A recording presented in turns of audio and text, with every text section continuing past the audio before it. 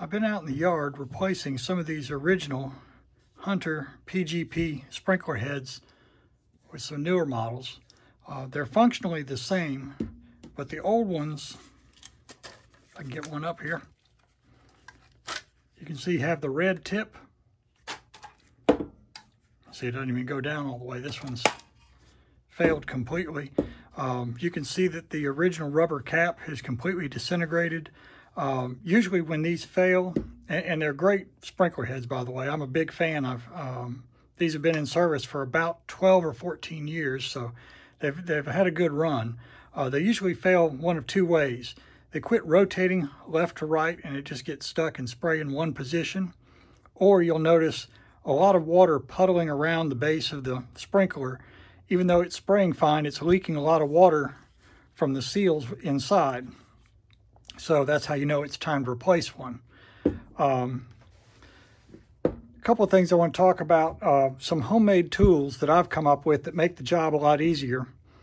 If the sprinkler head is still sitting above the soil, I've made a removal tool here out of some 2-inch PVC pipe that I've cut notches in to coincide with these ribs here on the top of the PGP sprinkler head. So that locks on like that, and I turn it, and oftentimes I can get the old sprinkler head out and insert the new sprinkler head and simply tighten it by hand and put it right into place without having to dig a hole. It's great when that happens. Sometimes when using this tool, what happens is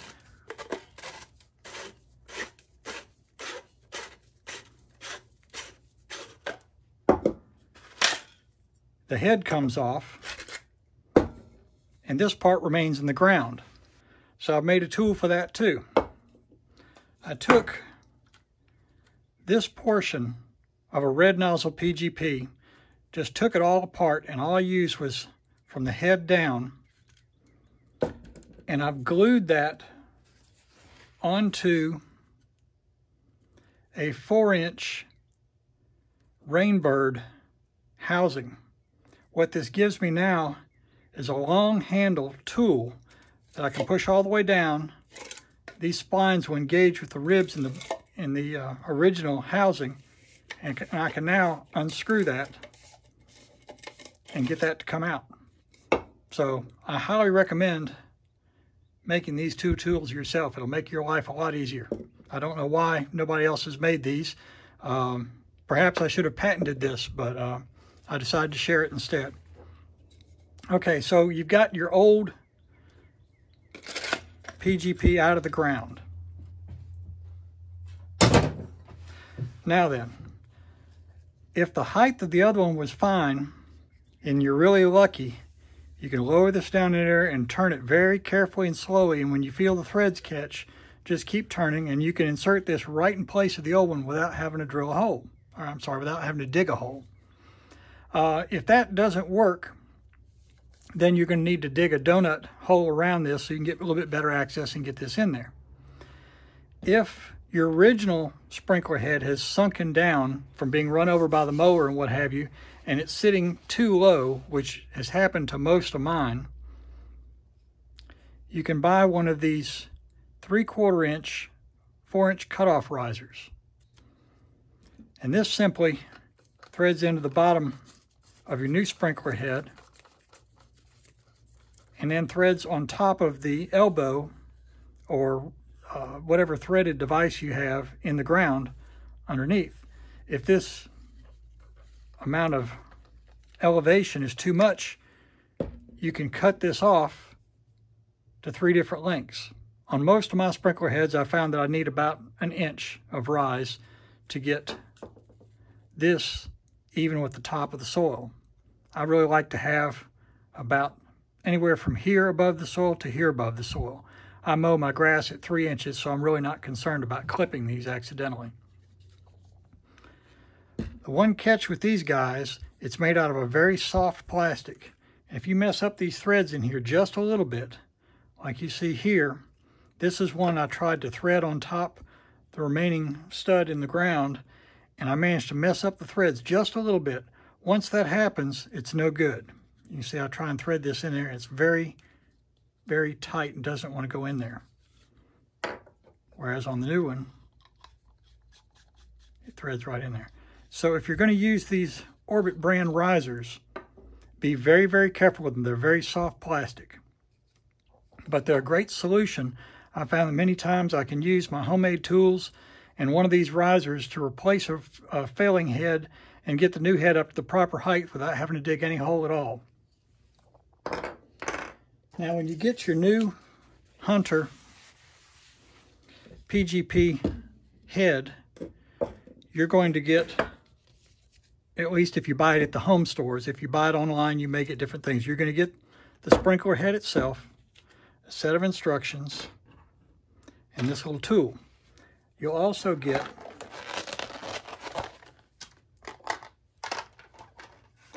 a set of nozzles for different flow rates. Now most of the time when you get one of these new, it's going to come with a 3-gallon nozzle already installed. Now in my yard I have all 2-gallon nozzles because we have very low water pressure. So they explain this in the instructions, but they only explain this on page 2 of the instructions after you've already got the thing in the ground. It's much easier to replace this beforehand. Here's a tool you can buy online. I got this from Amazon. I think I got a 3-pack for about $10. These things are awesome.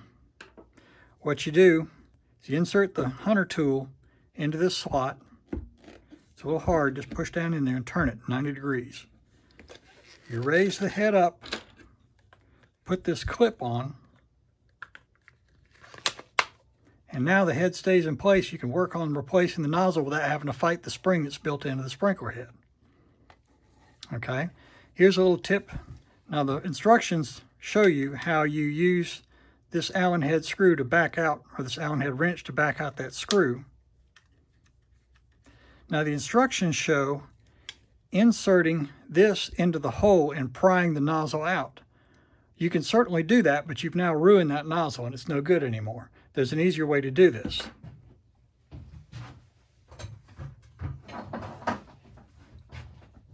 Sorry about that, I should have had these handy. Get yourself a set of needle nose pliers and simply rotate the nozzle 90 degrees. Now there's tabs sticking out here you can grab a hold of and pull that right out. It's much easier than trying to pry it out with the included tool, and you haven't damaged the nozzle in any way. Okay, when I get these, I buy them in 6 at a time at the home improvement store because I get a discount if you buy 6 or more. So I buy 6 of these, and first thing I get home, I go ahead and replace these nozzles because I know I need the 2-gallon nozzle. I don't know if you can see there's a small 2 there.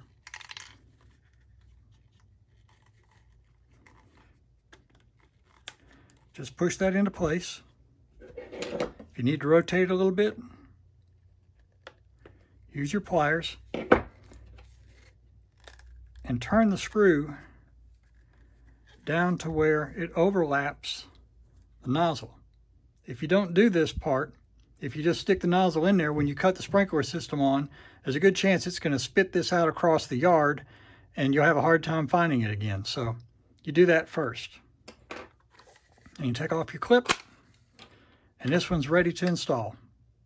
Just adjust the rotation and the throw using the instructions that came with it. So I hope these tips help you out. Like I say, there's there's one tool you can buy that will make your life a lot easier.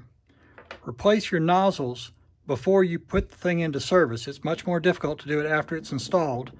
And there's a couple of tools you can make yourself that make removing the old one much easier.